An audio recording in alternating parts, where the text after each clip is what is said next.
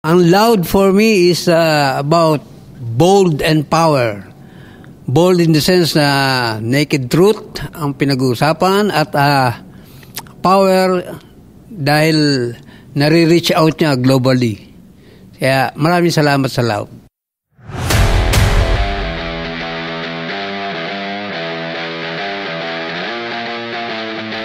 Welcome to Loud. Ako po si Renmi Nadella. Ako naman po si Wendy at meron tayong special guest ngayong araw na to na isa sa mga legends ng Pinoy punk scene at vocalist at gitarista ng isang banda na nakakasama ko na nung late 80s pa. I-welcome natin si Vanji! Ng The Next! Hello! Magandang gabi sa inyo. Magandang araw. May audience na tayo. Hey! Lakas! Thank Tama! Yung nasa bleachers dyan. Ang dami mong fans! Yan ang kasi nasabi ko eh. Hakot. Talaga antigo na. No? Alright, so palagi bago mag-start yung about sa music zen na discussion natin, palagi sinisimulan ni Renmin yung simula nung pagkabata mo pa kasi para malink natin kung ano yung mga naging influences mo, kung paano ka nag-start sa pagbabanda. Pero nung previous episode natin, nalaman natin na si Jeff, 'di ba? Ang layo pala nung bata siya, ang layo. Mahiyain. Oo. Mahihain pala tapos sa kanta, Kengkoy. So ngayon titingnan natin kay Vanji kung konektado yung niya kabataan niya dun sa pagiging musikero niya.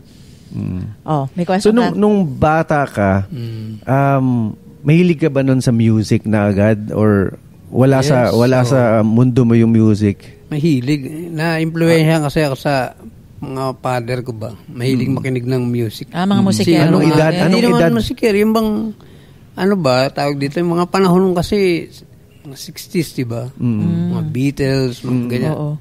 Naririnig ko na kagad. Malang merong appeal sa akin yung music. Talaga? Anong edad ka nun? Nung unang naalala mo yan? Mga 6 or 7, ganyan. Okay. Na, sabi ko, parang ang sarap ng feeling ba? Pag nakikinig ka ng music. Siguro may spot na siya sa akin na talagang love ko siya, yung music. Okay. Kaya parang sabi ko pagdating ng panahon siguro gusto kong matuto nito. Kaya dumating yung high school age na gigitara ako ng yung alam mo yung silya sa eskwelahan na gano'n. Binabaklas ko yun ang ginagawa air guitar. Parang high school yan high school. Saan ka nag-high school? Sa Arellano University. Saan sa Arellano? Sa Pasay, sa Mitap. Anong pangalan ng school? Arellano University. Jose Abad Santos? Marang gano'n. Bakit doon ka ba nag-aaral? Oo. Papir tayo. Baka mag-schoolmate kayo. Maraming rakis Anong year ka? Anong year ka? Mga 70s na yan Mga 70s. 70s pa. 77, ganyan. High school yun. Bali, doon ko na nag-umpisa yung hilig ko talaga sa sabi ko high school na. Mga 15 na yata ako, 15, 16 ganyan. Pero nung elementary ka, parang sound trip lang. Music. Enjoy mo yung music ng mga parents mo, di ba? Pero kung naaalala mo pa, sino yung unang artist na, yung ikaw mismo yung nagkagusto? Kasi kwento mo, napapakinggan mo yung mga pinapatugtog lang ng parents mo Pero sino yung unang artist na parang nagustuhan mo talaga na, gusto ko tong artist na to? Si Andy Williams. Siya yung una mong Yung boses niya. Yung boses kanta niya, yung love story ba? Okay. Sabi ko, lakas nung dating ba? Sa banda, sino yung unang Rolling Stone. Rolling Stone, yung unang parang nagpa-uwi. Ano to? Oo, diba? Yung parang sila yung mga punk ng generation na yun Yung The Kinks, Stone, yan. Sila yung nag-umpisa ng mga ganung sound. Sabi ko, parang masarap to yung pang rock and roll. Parang energetic ba? Tapos kailan ka unang nagkahilig talaga sa punk na music mga talaga? Siya, early 70s na yun. High school. High school na. So nung time na naglalaro-laro ka nung yung sabi mo nga yung binabaklas mo yung yung air guitar, ginagawa ko air guitar. Ano yun, nagigitara ka na noon o hindi pa? Influensya pa lang na para bang gusto ko yung sound nito eh. Sabi ko, parang gusto ko yung sound ng string ba. Kaya, nag-i-imagine ako na gawing gitara yun. Pero binabalik mo rin naman sa upuan. Yari ka sa teacher mo. Hindi sa Arellano, maraming sirang silya ron eh. Kaya yun ang kinukuha ko. Ginagawa kong gitara. Tapos yun nga, sabi ko, kailangan mag-aral ako nito eh. Self-taught lang ba? Self-study. Wala nagtuturo. Kasi di pa uso internet nun, di ba? Yun, unti-unti, natuto ako. Kailan ka nagkaroon ng unang gitara? Yung sa pinsan ko, inarbor ko yung gitara niya na naka-display. Walang gumagamit eh. Sabi ko, akin na lang to. Acoustic yun o electric? Acoustic. Medyo hindi pa nga maganda yung mga kasi mga mumurahin di ba? Taas ng action ng gitara. Pero pinagtiyagaan ko kasi gusto ko yung tunog ng twanging ba. At least hindi na upuan yun. Totoong gitara na. Tapos unti-unti yun, nag-aaral ako ng mga libro, ganyan. Mga song hits? Oo, song hits. Ano yung mga sinisipra mo na yung mga ginigitara mo na? Yung mga folk music nun. Folk. Madadali lang ang chords. Pero naghahanap kasi yung tenga ko ng sound na na gusto ko talaga marinig yung aggressive sound ba. Tapos nauso na yung mga distortion na tunog, ganyan. So yun na yung Stones na yun? Yun I Can Get No, Satisfaction. Yung tunog ng distortion doon, sabi ko, ang ganda nitong tunog nito. Kasi unique eh. Doon ka na-attract sa tunog na yun. Kaya yun ang hinahanap ko. Kasi lakas ng sustain yun eh. Sabi ko, ito yung gusto kong tunog. Tapos, nagtuloy ka pa rin sa gitara. Kailan ka nag-shift naman sa electric guitar na at hinanap mo na mismo yung tunog ng distortion? Dito, nung nagbabanda na ako nun. Una yung mga kapitbahay na kababata ko pa. Yun ang mga unang banda ko nun. Anong year yun? Mga siguro, college ka na nun o high school pa rin? Oo, mga ganun. Sa first year college. Pero bago ka nagbanda, hindi ka ba kasi uso nun yung mga ang mga folk singers, 'di ba? Nung time na yun sumiset sila sa sa Shakey's. Hindi mo na experience 'yon. Na-experience ko 'yan kasi meron akong isang nag-set ka folk din. singer. Kababata na folk singer. I think kabatch ni Nito yun eh. Nito Adrial. Sumasama ako sa kanya sa bodega, sa Hobbit House. Talaga? Sa my father's Pumapwesto ka na noon? Hindi, bali alalay niya ako noon. Okay. Apprentice ako sa kanya noon. Marunong ka na mag-gitara o hindi pa? Tinuturuan niya ako. Pero ikaw mismo, tumugtog ka? Oo, pinadjam niya ako. Ayos. Kaya bago ka nagbanda? Naranasan ko rin yung So, nung nabitin ka sa tunog dahil gusto mo yung medyo may distortion na, doon ka na nag-decide na magbanda. Naghanap na ako ng kompleto na tao ba. So, sino yung unang nahanap mo? Yung kapitbahay namin, yung drummer. Anong pangalan? Nag-aaral sa si Tony Boy. Tony Boy. Tony Boy also. Siya yung una, tapos si Odan yung bahista. Okay. Taga-Pasay din yan eh. Oo. Di nun na kompleto, nagpa-practice kami sa bahay nila. Si Kambal, paano mo nakakuha si Kambal? Naghahanap naman si Kambal noon kasi malapit lang siya sa tirahan namin eh. Baklaran kami, sila di sa Park Avenue. Oo. Naghahanap yung isang barkada niya na pinsan ng bahista ko, si Oda. Sabi, meron isang banda ro na naghahanap ng gitarist. Kaya nagpunta ako ron, nag-audition ako sa kanila. Sabi sa akin si Lucky, niya, ito yung kasi dalawa kami nagigitaran. Sabi niya, ito yung kasi ito yung babagay sa atin, sabi niya. Umpisa na kami ron, si Undo, yung Ayobi na drummer, nagda-drums pa rin noon. Kasi taga-ron din siya noon eh. Pero hindi sa banda nyo? Ibang banda? Nag-jamming yan siya. Nag-jam siya sa inyo? Tapos yung si Linggit, nung time na yon punk na yung tugtugan nila? Oo. Yung... Nakaputo ka na ng punk noon. Eksena ng punk scene nun talaga. Kaya na-influensyan din nila ako nun kasi sa akin mga rock and roll na na tsaka yung mga rock nun na Led Zeppelin, Deep Purple, yung mga influensya ko nun eh. Tapos sila naman dun sa mga punk na generation na. Kaya so nung nabuo mo na yon, kulang na lang vocalist, di ba? Oo. Si Danny na ba agad yon? Si Danny na agad? Oo, hinilan nila kayo yung bahista. Gaano katagal mo nabuo yung The Next? The Next, siguro. Sandali lang kasi meron na talaga dapat na The Next nun eh. Dinagdagan ko lang yung next nila ng D. Ha? Meron na kasing next na banda nun. Oo. Local? Hindi, yung pangalan na Next na yun, meron na. Meron na. No, Meron nga, yung pero dito kapatid sa Pilipinas. Hindi, yung sa kapatid nila yun. Next. Si Oming. Okay. Siya yung Yung nakasulat banda yun nila. sa pader noon. Oo. Next, tapos ako sabi ko, parang kulang, lagyan natin ng D. Oo. Kaya ako nag-add ng D. Kaya Naging naging The The Next. Oo. Oo. Pero So, doon sa kapatid niya yung na idea na pangalan natin. Sabi ko, ba't naman Next? Di, para tayo lagi susunod na banda. Next lagi tayo. Sabi parang more and more. Diba? Parang ganon. Pero si Danny, saan mo naman nakita si Danny? Andun din siya sa Park Avenue noon. Inugot siya ni Laki. Si Danny yung Si Laki vocalist naman. ng The Next. Oo, yung vocalist ng para The sa Next. hindi Na naging boyfriend nung pinsan ko, si Didit Oo. Pangan. So, doon ko unang napakinggan yung napapakinggan ko na yung Wendy, pero yung live na tinugtog, doon ko napakinggan nung jumamsa nyo si Didit. Yung Sa kantang, sa- yata yun, yung pambabae na kanta. Wendy. Yung Yun, yung Wendy, Wendy. Yun yung kinover niya. So, yun, si Danny, rest in peace. Wala na Ayos siya. naman sana yung... Pero siya yung kumanta sa... Mga cover. Yung mga cover na kanta namin. Oo. Parang Kasi rin yun mag-perform, parang Johnny Rotten na... Yun ang mga influensya nila. Ibang klase rin yung performance ni Danny. Actually, si Danny, nakita pa naabutan mo pa siya. May concert dun sa May Malate. Siya pa yung... Oo. Siya yung sa Dark Side. kumakanta pa nun. Oo. Sa Dark Side. So officially, kailan nag-start talaga yung The Next? Anong year? 1986. 86? Buo na yung... August yun. Nung Brave New Bands ng WXB. Nung time na yun, Hindi ba ako Hindi nagbabarko pa, nun? no? Hindi pa. 90s na ako nagbarko nun.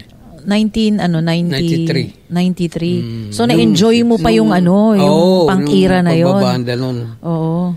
Kaya lang, syempre, hindi regular yung income mo. Kaya, alam mo, struggle ng band, ng musikero eh. Kailangan, manap ka ng way na ma-establish mo, lalo na pag nagpamilya ka. Oo. Kailangan mag-practical ka. So, sabi ko, teka muna, laylo muna tayo. Lipat muna tayo rito sa trabaho. Pero nung nabuo nyo yung The Next, nakagawa ba kayo ng original songs agad? Hindi pa. Nung una, mga cover. Tapos nung mga tawag dito, nung nakita kami ni Ed Formoso nun sa sa TV, tumugtog kami nun sa hindi ko alam kung student canteen yun o lunch date. Napansin niya kami ron. Tapos, chinek out nila kami sa Club Dread, sa Timog. Oo. Nagpunta si Pendong. Pendong Aba ng Asin. In-invite niya kami. Sabi niya, may project si Ed na album. Karapatang Pantao. Sabi niya, baka gusto niya sumama. Punta kami sa bahay niya. Tapos nag-usap kami, meeting. Tapos sabi niya, kayang bang gumawa ng kanta na eto ang topic, eto yung pinaka... Human rights yun, human rights. Oo, tapos yung bawat banda nun, kanya-kanyang topic. Nakaano pa yun may envelope pa na... Sama ka din sa album na yun, di ba? Bali, second vocals ako dun sa Woods na Me in the Middle. So ako po yung kumanta doon na medyo maliit pa yung boses ko doon.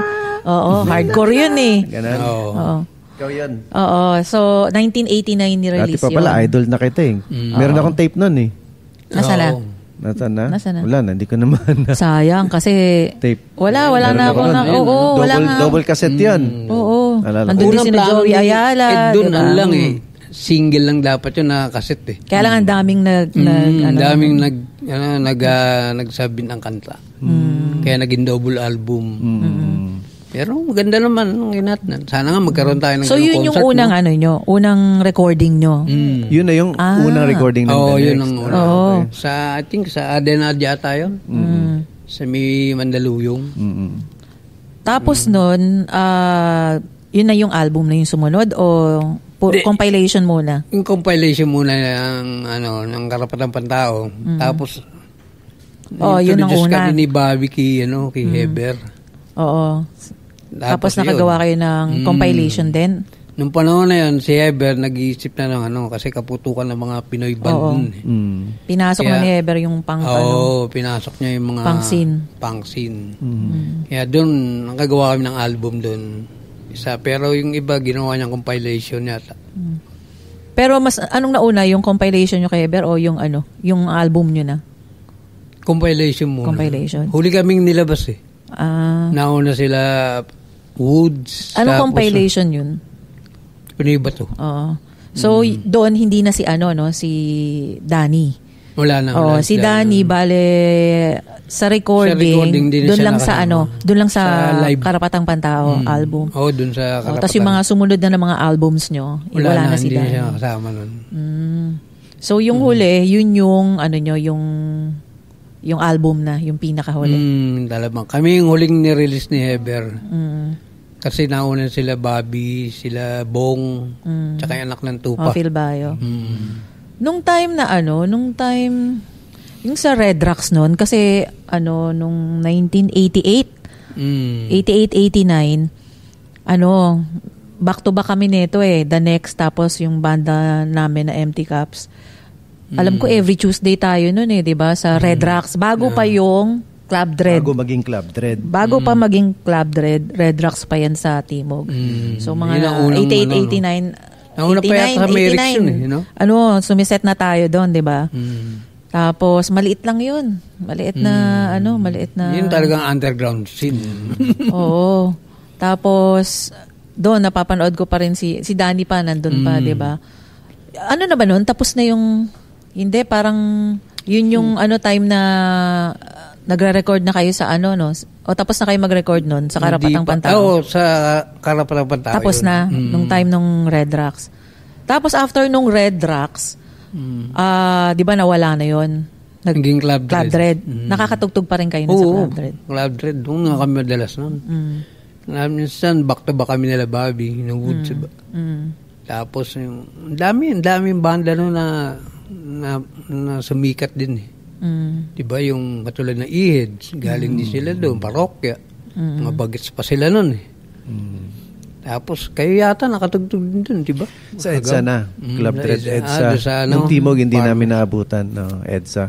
Yun ang unang eksena. Nagkasabay kayo sa nun? Sa Club Dread? Nagkasabay kayo? Alaala. Hindi. Wala na ako nun. Nagbabarko na ako nun sa EDSA. Wala na yun 95 na yun 95. So, doon lang sa Timog. 94, 95. Nung nagbarko ka, alam ko, nung nag-start ka magbarko, pag bumabalik ka ba, nagbabanda ka? Tuloy pa rin, di ba? Tuloy-tuloy pa rin. Bali, yun ang pinaka, bakasyon ko. Kaya nga, di ba, kapag nandito siya, kami, parang yung katulad ng Isidro Project, same din sa The Next, kapag, at saka, sina Andy rin ng, XGF, kapag nandito sa Pilipinas, ginagawa natin ng mga gigs halos every Saturday kasi nga alam natin yung sa barko di ba? Lalo na kung musikero ka. 'Di ba? Kaya lang kailangan mong kailangan mong meron magtrabaho. Meron ditong diversion na. Kaya pagdating dito, yun naman, 'di ba? Yung excellence sa music. Kaya yun yung pinakatulong namin sa kanila. Gumagawa kami ng mga events. Kahit minsan walang event, gagawa talaga kami para habang nandito sila, ma-enjoy nila yung nila dahil alam natin, yun talaga yung passion nila, yung music. Oo, napipilitan lang talaga magtrabaho. Pero ngayon, anong year retired ka na, 'di ba? Anong year ka unang nagbarko? 93 yata. 93. Kaputukan ng Pinoy Bato. Tapos bigla kang umalis. Pero nakaabot pa ako sa promotion sa sa TV tsaka sa Star City yata yun. Pero nung umalis ka na para magbarko, wala nang The Next. Or hindi nila tinuloy? Hindi nila tinuloy. Sabi ko nga sa kanila, ituloy nyo kahit wala ako. Mahanap kayo ng kapalit ko. Ayaw naman nung kambal. Loyally sa akin yun. Kaya sabi ko, sige, tayo nyo na lang ako pagbalik ko. Tsaka na ulit tayo magbabanda. Kaya ganun nangyayari. Off and on. Ganun ba? Anong una mong trabaho noon? Nung unang alis mo sa pagbabarko? Di sa lupa? Nung nagbabarko ka na? Sa barko? Nasa kusina ako noon. Chief cook ako noon doon sa barko. So, cook ka din? Siyempre. So, Gordon Ramsay. Eric, diba? Pwede sila. Si Eric, Ito, si Anthony. Parang hindi pa yata natin natitikman ng luto ni Vanji. Wow. Natikman ko na ba luto Pag mo? natikman mo, Sa bahay? Hindi ka na May uulit. bisita kami sa bahay nyo, ha? Siguro nung yung sinaserve mo, hindi mo sinabi niluto mo yun. alin? Yung mga sinaserve nyo sa bahay. pag kumakain Hindi mo kami, bisita kami. Hindi pa Ay, yun? hindi, nagluto ka, di ba? Meron Yung ako, tofu? meron. Oo, yung nagluto tofu. yan. Ay, oo, tama. Oo. Nagluto yan. Minsan nag-eksperimento ako. Para rin nagko-compose yan eh. Gaano kahirap yung yung Yung trabaho sa buhay barko. doon? Mahirap Sa ang barko. buhay ng mga seaman. Akala lang nila masarap yun. Sabi nila, sarap. Masarap. Siguro ang sarap yung paalis ka eh. Sakay ka ng plane. Oo. Pero pag pupunta ka na rin sa Yung actual na trabaho na, ayun no? Alam mo na kasi yung mangyayari. 9 months na naman yun. 9 months lagi. Sa dagat yung buong 9 months or meron ding meron land? din naman mga nag-around the world ka eh. Lalo traffic. Pero yung Bakit yung sabihin, mga yung ibang mga asawa, takot sila na magbarko yung asawa nila? Bakit kaya? Kasi kahit yung mami ko, dapat yung daddy ko magni-Navy yun eh. Navy pa yan, ha? Oo. Yun, Pero medyo ayaw ng risky. mami ko kasi nakalimutan ko na yung reason eh. Pero yun Pero parang... sa mga seaman, malakas ba tingin sa mo? chicks ang mga seaman? Totoo ba Bakit? yun? Doon ba? Dahil ba doon na ano? Hindi, ang totoo niya, risky ba? Kasi hindi mo alam kung makakabalik ka pa dahil syempre yung Oo. dagat, hindi mo alam ang panahon dyan. Oo. Diba? So, isa Maraming yun. trahedya dyan. Eh. Oo. Isa yun. Oo. Tsaka ano eh. Yung mga pirata. Oo, isa buo. yan. Lalo Bukod na dun sa ngayon, kita pirata. mo yung mga gera-gera sa Middle East, di ba? Daming barko na dadali ngayon dyan. Pero ikaw, sa ilang taon ka nga nagbarko? 30 years? 30 years. Grabe, 30 years. Ano yung mga mga na-encounter mong mga problema doon na Yung na-encounter mo ba yung yung alon na sobrang yung gumagano na yung barko gagano ka nyo? pa, plak! Di ba? Yung Naranasan mo yun? Sakbo, kakalog-kalog pang gano'n. No? Pero malaki yung barko nyo. Pero talagang tumatapon na ganun kalakas. Lalo na pag dinatawag na yung low pressure ba? Na matindi, lalo na sa parting UK. Pero wala ka namang naranasan na tumaob yung ano nyo? Muntik lang. Muntik lang. Sa sobrang lakas ng alon ba? Talaga. 45 degrees. Alam mo, may friend kami na, hindi naman friend, hindi ko friend, parang si Lorely, tapos yung friend ng ng husband niya, nagbarko yun. So, nung nagbarko siya, dapat hindi na siya sasakay pero nag-last pa siya nasakay. Pagkasakay niya, mga ilang weeks lang, walang contact sa kanila. Tapos nung tinawagan nila, nawawala dun sa sa barko. Tapos hanggang ngayon hindi pa nakikita. Oo, tapos napapanaginipan ng sister ko na nasa ilalim siya ng ng dagat, tapos humihingi ng saklolo. So, yun yung isa sa mga sa mga nakakatakot, no? Dahil totoo ba na meron din dong mga inggitan sa Marami. Yung mga kasi iba-ibang nationality yan eh. Iba-iba, yung mga hindi mawawala yan. Yung mga nagpapakamatay. Common ba yun? Din. Meron Lalo din. na yung naapektuhan masyado ng mga problema Depression. sa pamilya, ganyan. Oo. Depressed. Bigla na lang tatalon, parang Tatalo, gano'n. no? Minsan nagbibikte. Talaga? Oo, meron akong mga kasamang gano'n na Pero ikaw, paano mo na-overcome yung mga ganong hindi, may outlet ako, diba? Musikero ako eh. Yun nga, so, paano mo... pinaka-the best talaga yan. Oo. Meron kang outlet. Pero doon sa barko, meron kang gitara doon. Meron. No? Nagdadala ako ng yung tawag dito, Yung portable. travel guitar. Oo. Yun, dala ko yung So, may kasi outlet sa maleta ka. ko eh. Yun yung ginagawa ko. Kaya nakakapag-stay ako ng matagal dun sa kabina. So, dun sa mga na-experience mo na mga kasamahan mo na mga ganun, mga nagsuicide, nadidepress. Ikaw, sa part mo, paano mo na-overcome yung kapag, Depression. syempre, di ba, nararamdaman mo din minsan kasi malayo ka sa family mo eh. Boredom kasi yung, yung buhay ng seaman. Talagang nakaka-boring ba? Yun ang mas Kasi- mahirap kaysa sa actual na trabaho. Oo, kasi yung routinary yung takbo ng buhay mo ba? Ganun na lang lagi routine mo, araw-araw. Tapos lalo na pag malayo ang biyahe, puro dagat na makikita mo sa loob ng 40 days. Hirap, di ba? Wala kayo ba nakikita? Puro dagat lang. Kaya mahirap. Para kang bilanggo. Kaya pag nakakita ka ng lupa, parang... Tutuwa ka nun. Oo. Kaya mga seaman, para mga presyonero yan. Pag nakakita ng lupa yan, lalaya. Gusto lumabas parang ba? diba, kung ganun kakatagal, parang, alam mo yung isang beses ka nga lang na parang umuuga-uga kang ganyan diba? Parang meron kang yung natutulog ka, ganun yung, diba napapanaginipan mo, parang may waves pa din. Lalo na sila, di ba, ilang months kayo nasa dagat? Tagal. Paglagay mo, pag malayo, hindi yung biyahe o yung nasa laot kayo mismo. Yun. Minsan pag malayo ng biyahe, mga 30 days, ganyan. 40 di ba? days na puro ganun. Imaginein mo yun, pag natutulog ka, parang... Meron naman smooth, pero kadalasan yan, talagang gagalaw yung... Grabe yung sacrifice, no? Kasi yung vibration ng makina Kaya hindi ka rin nakaka-rest talaga. Kahit sabihin nakahiga ka sa kabina. So, dapat talaga may outlet ka, no? Syempre. Good thing na musikero ka kasi, di ba? Yun, isang advantage sa akin. So, may mga ka ba na sulat na... Ano yung mga kanta mo na nasulat mo sa barko?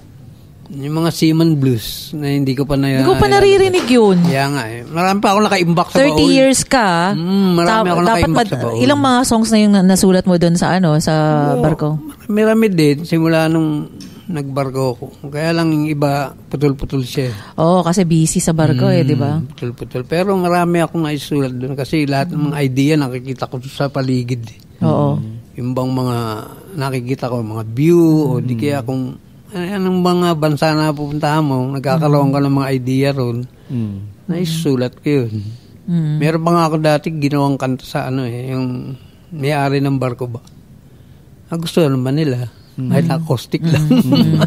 German yun So, nung ginanta ko sa kanila, sabi niya, saan mo ginawa yan? Sabi ko doon sa toilet. Sa cargo ka ba? Cargo? Cargo ship. Kasi di ba kapag sa passenger ba yun? Yung mga cruise ship naman yan. Mas mahirap ang trabaho ron. Mas mahirap ba doon? Kaso may mga entertainment doon, di ba? Meron. Depende yun sa position mo kung nasaan ka. Kung sa entertainment ka. Kung sa kitchen ka. Sa kitchen ka. Yun ang mahirap, no? Kapag nasa kitchen ka daw. Sa engine. Yun, sa makina naman, mas maganda pag sa cruise ship kasi yun lang ang trabaho nila.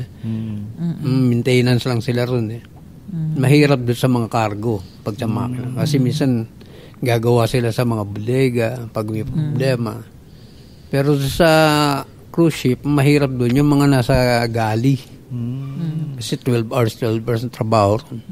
Pero doon sa mga songs na nagawa mo sa barko, doon sa lalabas nyong, kasi di ba meron kayong ginagawa ngayon na EP ba yun na gagawin mo ng album?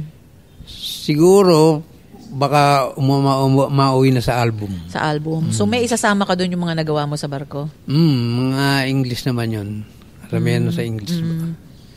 Pero sa lahat ng mga kantang nagawa mo, ano yung pinaka-paborito mo na nagawa mo? Paborito ko, siguro yung iwasan mo.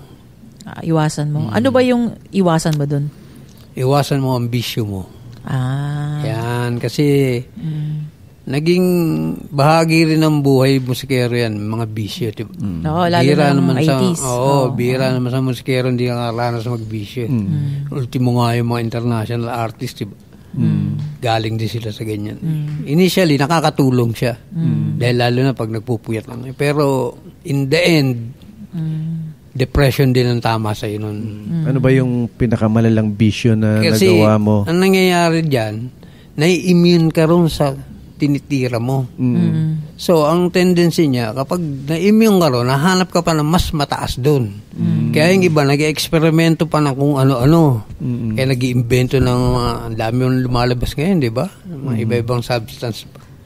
Pero, walang magandang pupuntahan yan. Sisirain ka lang nun. Yan ang na-experience ko dyan na actual yung naging realization na-experience mo talaga ng na talagang wala siya may dudulot ng maganda. Talagang sisirain lang ang katawan mo. Paano ka ba nag-start doon sa paano mo natikman yung unang... yan environmental influence yan Kasi diba lumakay ako sa lugar na maraming tao. Yan. Hindi mo maiwasan na hindi ka ma-influensya. So kaibigan, ganyan. Kaya, pagdadaanan mo siya eh. Ang problema, yung iba, nahuhook sila. Hindi na makaalis. Hindi na makaahon doon. Kaya yun. Oo. Yun ang Yun yung danger nalulong, nun. lulong na. Oo, yun ang danger nun. Mm-mm. Kapag hindi mo natutunan umiwas doon. Kaya nga, ginawa ko yung kantang iwasan mo na yun. Kasi parang ang mensahe ron na iwasan mo dahil sayang lang ang buhay mo eh. Totoo naman, di ba? Ang dami naman sayang na buhay dyan. Tsaka naranasan mo mismo, di ba? Nakita mo mismo yung actual. Ayoko lang mag-mention ng mga nakikita. Di ba, mention natin, teka. Mention natin, tas ano natin. Yung bang, di ba nakikita nyo naman sa mga balita? Kahit mga celebrity o mga ano. Wala eh. Sisirain Wala ang buhay namang mo. wala naman talagang naging magandang Oo, walang magandang patutungan. yung nalulung ka sa drugs. Kaya Pero, maganda rin yung naranasan mo kaysa maging late bloomer ka. Kung kailan ka nag-ina, tsaka ka pupunta sa ganyan. Hindi tama. Mas maiging pinagdaanan mo yan, pero huwag kang mahook dyan. Nakaalis ka. Oo. yun yung power ng music eh. Alam mo yun, hindi lang siya nag-i-inspire. Kaya minsan natutuwa ako kapag mga tao sumusunod sa kanta na ginagawa. Yung chorus ba? Iwasan mo ang bisyo mo. Tatatak yun eh, parang mantra yun eh. So, nasa sa kanila na lang kung isa sa buhay nila yun. Kapag sinabuhay nila, di maganda. At least nakatulong ka na maiwasan nila yun. Kasi yun ang aral dun eh. Pero ikaw mismo, paano mo naiwasan yun nung time na sabi mo nga, nandun ka na, nagawa mo na yun na ano. Paano ka nakalaya? Tapos paano mo nga nakaalis? Paano ka nakaalis doon? Naging wise lang siguro ako. Yung para bang nagkaroon ako ng wisdom ba, ano pa mapapala ako rito? Dumating ka na ba dun sa point na binibilang mo yung ikot ng electric fan? Hindi pa naman. Diba? Pero, paano yung pinaka-weird na naalala ang mo? weird Sino ba yung nagagawa mo? makausap natin na binibilang niya na yung Hindi ko maalala. Pero, ng electric fan? Hindi naman si Jeff yun, no? Si Jeff ng Red Hills. Hindi naman. Hindi. Wala naman siya nakwento eh. Sino ba yun? Binibilang na yung ikot ng electric fan. meron ako mga barkada na ganyan. Nagbibilang ng bituin. Tapos sabi siya, pare, bilangin natin yung balahibo natin sa katawan. Sabi ko, matindi. Ikaw, ano yung naalala mo? Sa akin, wala naman akong masyadong malalang na, kasi, ang maganda sa akin kasi, di ba nagbabarko ako noon. Kaya nalalayo rin ako noon. Hindi ako na-hook talaga ng alon. Pero naging realization ko nga, sabi ko, na wala pala magandang patutunguhan to. Hindi depression din. Kasi, bandang uli, pati yung problema na hindi dapat problemahin, poproblemahin mo eh. Baka kakaisip mo kaya ang dami na papraning. Yung overthinking ba? Na sabi ko, pambihira ng mga tao na to. Kahit hindi naman dapat problemahin, pinoproblema. So, yun nangyayari kaya nade-depress sila. Hindi, nagsisuicide o di kaya, pag hindi na nakayanan ng, naalala mo si Chester Bennington, sabi niya, ito, pag nandito ako. Yun yung kalaban niya yun. Kumbaga pag naiwan daw siyang mag-isa doon sa ang ano niya. problema nga kasi sa atin, lalo sa education system, hindi kasi tinuro sa mga tao kung paano mo i-handle yung isip mo, pati yung emotion mo. Kapag nadala ka niyan, at hindi mo siya na-manage na maayos, pag tinangay ka niyan, saan dapat ka kasi pupunta? ikaw yung nagko-control sa mind mo. Wala kasi tayong edukasyon dun eh. Ang education hindi yung mind natin, ang magko-control sa'yo. puro academics. Yes. Tinuturuan tayo kung paano maging produkto. Mag-aral ka para makakita ka na magandang trabaho. Actually, yung education system natin, tinuturuan tayo para paano maging empleyado. Hindi talaga tayo tinuturuan para maging tao. Oo, sa ibang, Kaya kita mo, sa ibang aspeto ng ang dami buhay. ko nakikita, sabi nila na edukado ang tao. Pero tignan mo ugali nila. Parang asal hayop, di ba? Konti lalo sa mga road rage. Konting problema lang, asus, parang mga wild animals na, hindi na tao eh, hayop yun, di ba? Parang animal ba? Alam mo sa Japan, di ba nung nagpunta tayo, iba yung ano nila sa values eh. Iba kasi ang kultura. ang Japan, bata pa lang ang bata, tinuturuan na mag-meditate yung bata. Oo. Ano nila kokontrol yung isip nila.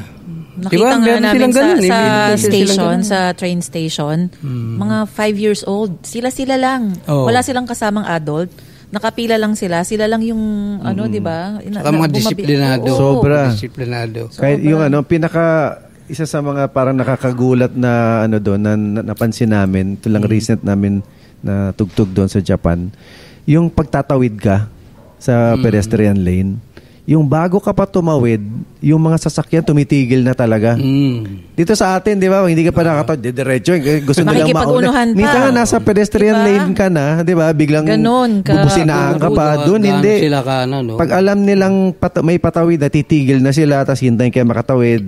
Tapos yung tumatawid naman, bumabaw ng ganon. Tsaka walang tumatawid naman ng red light. Wala naman, talaga. kahit walang sasakyan, basta't naka-red, hindi talaga sila tumatawid. Yung disiplina talaga. Oo, yung disiplina talaga. Iba Tsaka talaga. sa loob ng train, walang nagsasalita. Kami lang mga Pinoy yung maingay. Yung mga Pinoy. Kwentuhan. Lalakas ng boses. Nakita namin, walang mga nagsasalita. Lahat tahimik. Tumitingin lang ganyan. Observe silence sila. Oo, Tsaka kahit sa mga restaurant, mga Pinoy lang maiingay. Tsaka meron pa. Yung training ng mga Hapon. Yung asawa ng manager namin, si Jules ng Olkis Rotom, meron siyang gadget na nabili na dun lang niya nabili sa Japan. So, si Kitara yun, ha? Bumili rin siya ng case. So, parang ganitong kalaki yung case. Hard case yon. Nilagay niya dun 3 gadgets yata yon. Pinahawak niya dun sa drummer nila. So, nung pasakay na kami ng train, nag-stop muna kami doon sa mall. Mall ba yun? May binili tayo. May binili kami. Isang oras kaming namimili. So, nandun kami, nakatambay lang sila din doon ng 1 hour na hindi niya pa naaalala yung gadget na yun na naiwan niya sa daan lang. So, nasa daan lang naiwan niya. Kasi nung di nandun na 1 hour na, pasakay na kami, nandun na kami sa mismo. Pasakay na ng train. Nandiyan na yung train. Tapos, sabi niya, ay, teka. May naiwan. May naiwan. Sabi namin, ano yun? Yung ano yun? yung gadget. Tapos, kami na, taranta kami. Kasi 1 hour na eh. Tapos, balik siya. Tapos, nagdadasal ka sana, naiwan niya sa kalye. Pag nakuha yun, bilib na kami sa Japan, sabi namin. Sabi, pag ito, nandyan pa talaga. More than 1 hour na yun. Tapos malayo na kami, ha? Malayo na kami. Binalikan niya.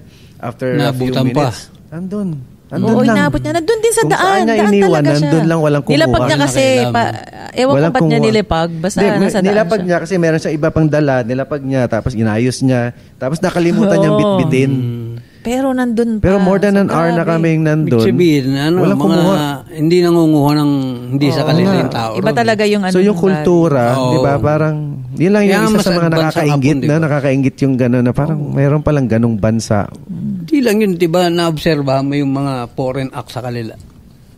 Gusto nilang magpunta yung mga foreigner na banda o kahit ano. Kahit hindi nila naintindihan yung lyrics. Nag-enjoy sila. Ikaw yan, alam mo yun kasi iba't iba kung saan ka na nakapunta. Nakita ko yun sa kanila. Pero sa lahat ng mga bansang napuntahan mo, saan yung pinaka nagustuhan mo yung mga tao kung paano ka pakitunguhan?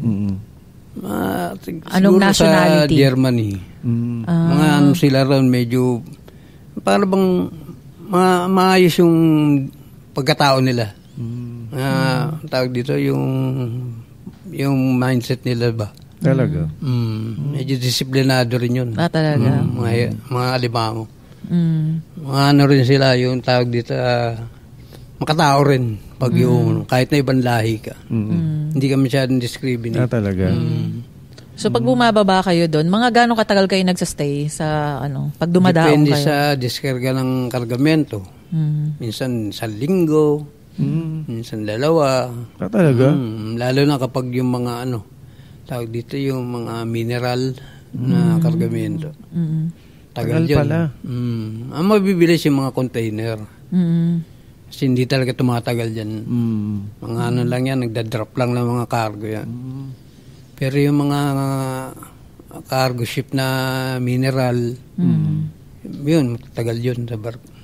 Tsaka yung mga heavy lift na tinatawag, yung mga project ba, yung matagal na nadadaong sa puerto. So yun, nagsastay kayo sa land na o sa barko pa rin? Sa land. Pwede ka na magagala. Sa hotel, ganun, sa hotel? Hindi, sa barko pero nakakalabas ka na.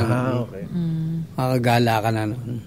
Sa barko ba, yung halimbawa naka kayo, nasa laot kayo, ilang hours yung nyo? Ilan yung working hours nyo dun sa barko? 8 hours din naman. 8 hours din. Ang normal sa amin, sa middle section. Ang mga hindi normal dyan yung sa kubyerta, tsaka sa makina. May mga overtime sila, lalo na pag nasa puerto. Pero bilib ako sa mga tao na yun. Isang 2 oras lang ang tulog. Talaga? Hirap Di ba nun. delikado yun? Oo. Kaya nila sanay na yung mga katawan nila. Pero yari din ang Minsan hindi kalusugan na nila. natutulog, may internet pa. Kaya sabi ko, mabihira at mga tao na to. Parang immune yata sa puyat ba. Sanay.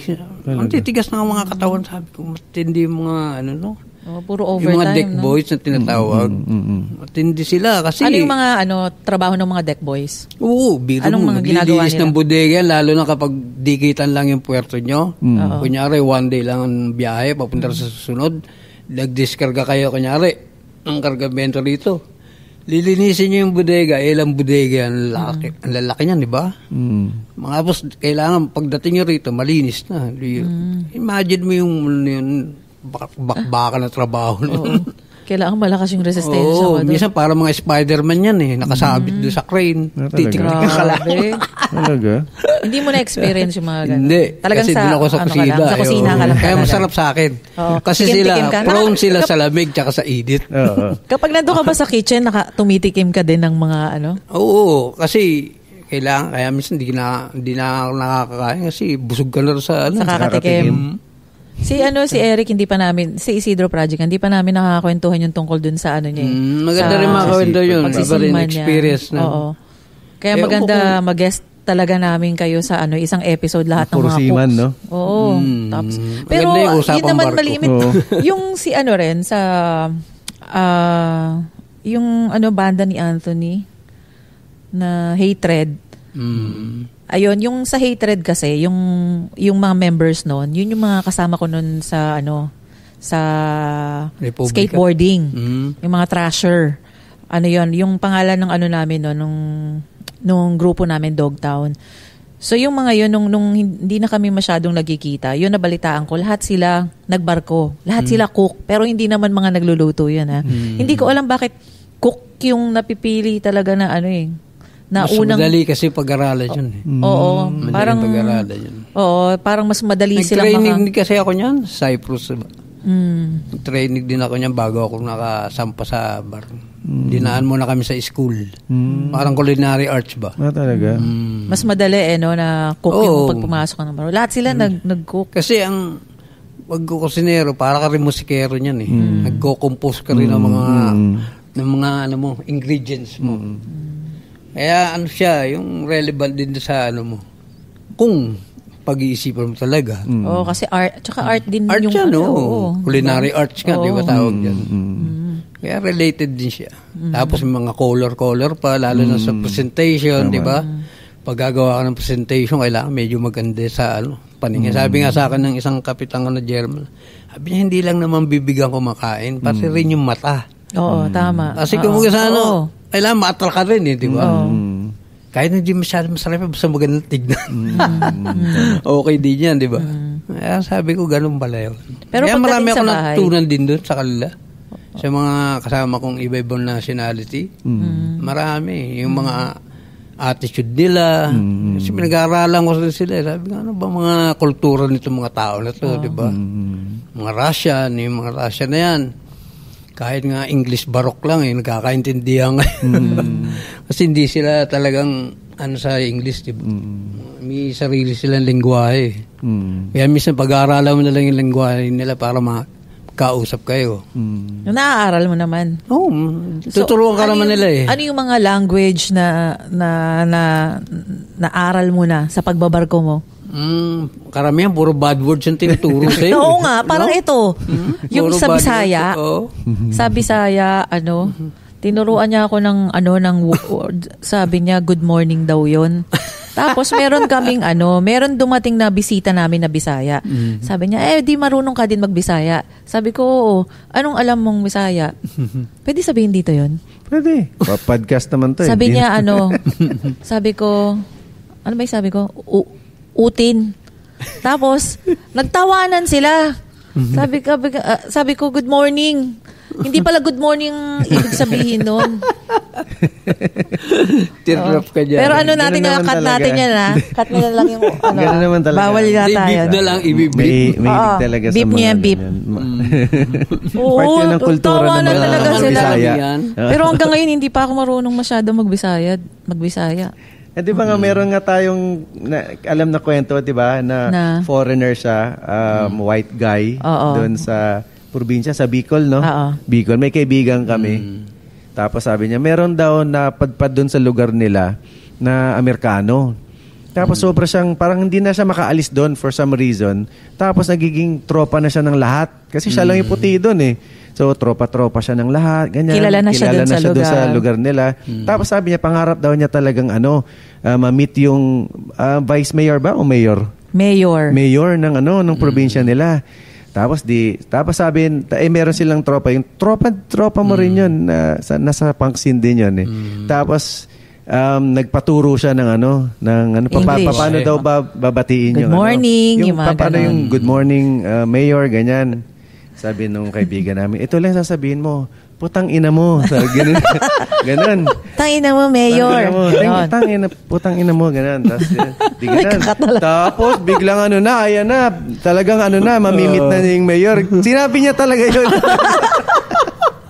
Tawa sila ng tawa. Tapos syempre, yung mayor, tumawa lang din kasi alam na wala. Para sabi niya, nung nabit niya yung mayor, gumanong pa siya. Putang ina mo. Mayor. Kasi nga, di ba, alam na nila yun eh, na wala, naloko to ng mga Pinoy. Pero naging joke na lang. Ganyan naman ng mga Pinoy, miski sa barko, tinuturuan yung mga ibang nationality na puro kalokohan din yung tuturo. Ito yung kwento, ganun din ang kwento. Sa Japan, ito lang, recently lang, December, di ba? So, grabe yun. Nag-tour kami sa Japan. Tapos, si Adeg. Kumain kami sa restaurant ng ano bang kinain natin doon? Mga seafood, ganyan. Mga yung sashimi.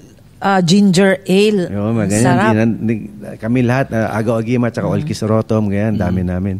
Tapos biglang nung aalis na, magsusot ka na ng di ba, ng sapatos kasi tinatanggal yun. Tapos nandun yung para pinaka-head, head waiter ba siya doon? O parang manager siya? Parang manager. Siyang ganyan.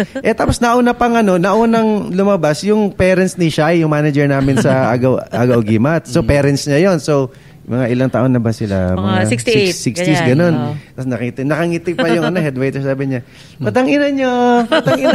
Gumaganon. Lahat sila, Lahat ng tumadaan, kasi magkakahilera kaming ganyan eh. Tapos, nakagano ba siya? Patangin na niyo. Gumagano pa gano'n. Alam mo kung sino nagturo? Si Adeng. Yung baista namin, tinuruan. Loko talaga to. Tapos, nagulat siya kasi parang tumatawa kami. Tapos, tinanong niya kung ano ibig sabihin ng putang ina niyo. Sabi niya, gumano siya, na-shock siya. Tawa kami ng tawa. Watik.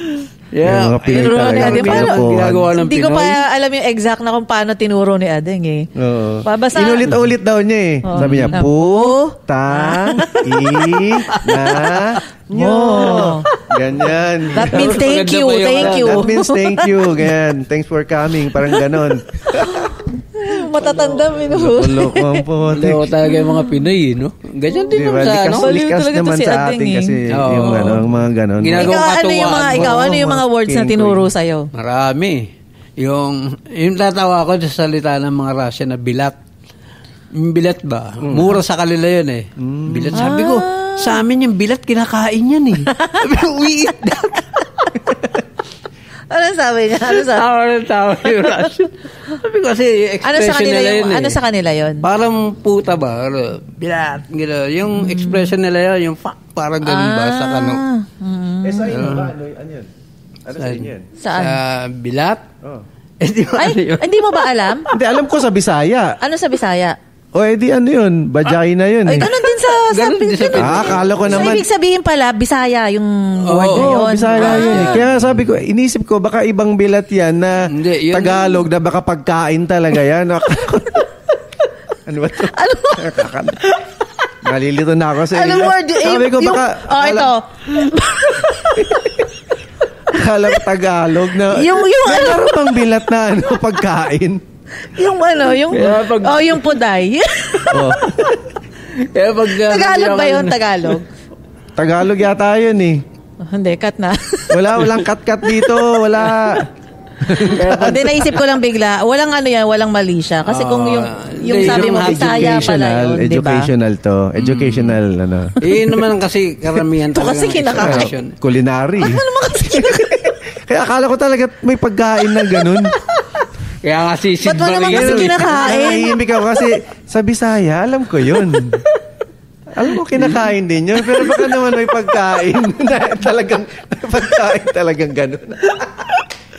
Alam mo na mga siwal di ba? Ganyan talaga yan. Sisid Marino. Oo nga, Sisid Marino. Hindi ganun talaga yun yung expression ng mga Rausal. Oo. Kaya natatawa na lang kami pag lagi sila sabi ko, pambira. Lagi kayo salita na sila, sabi kinakakain niya. Kailan pala yung huling, yung huling sakay mo? Anong year yung bumalik ka sa Pilipinas? 2023 ata yun. 2023? Yung last na sakay ko nun. Tapos hindi ka na babalik? Wala na. Sabi ko, tama na siguro yung 30 years na pagtrabaho. 3 dekada yun. Sabi ko nga, kahit na wala naman pera, basta masaya. Kasi sayang naman yung buhay natin Para bang pag inubos mo lahat yung panahon mo ron. Oo. Tapos kailan mo pa i-enjoy pag pag-uugad-ugod ka na, di ba? Hindi mo na nga actually ma-enjoy yun kapag hindi mo na ma-enjoy. Nag-i-invest sila sa panahon nila sa mundo ng ganyan. Trabaho. Pero yung kinikita nila, gagamitin lang nila papagamot nila. Mismo. Di ba? Yes. Bakit ganun? Sabi ko, ganun? Di ba? Tsaka pag nandun ka na sa deathbed. Dapat medyo mag-isip-isip ka muna. Ano ba talaga yung gagawin sa buhay mo? Di ba? Sabi ko, tama na siguro yun. 30 years na trabaho, okay na yun. Enjoy kasi naman ngayon. Enjoy mo naman yung buhay mo. Kasi dito ka na sa last chapter ng buhay mo. Diba? Malayo pa. May extension. Ibig sabihin, tama na muna. Huwag ka maniwala dun sa nagsasabing last chapter. May Annex 1, Annex 2. Hindi, ibig sabihin na enjoy mo naman yung buhay mo. Tama. Huwag naman yung puro trabaho. Na nagampanan mo na naman yung role mo na bilang provider. Diba? May sarili ka ng bahay. Kasi makontento lang siya kung ano talaga yung meron siya. Ang mahirap kasi sa tao, yung masyado kang naghahangad ba ng walang katapusan na desire ba? Para bang walang katapusan yan. Magiging bilanggo ka na lang ng gano'n. Mismo. Yung isip ka ng isip, gusto ko na, nahirap. Buti nga tayo mga musikero, iniisip lang natin tumugtog, di ba? Para masaya na tayo ron. Basta magkaroon lang tayo ng komportableng buhay. Okay, simpleng buhay lang ba? Diba? Kagaya nga nung unang kanta na nagustuhan mo, Can't Get No Satisfaction.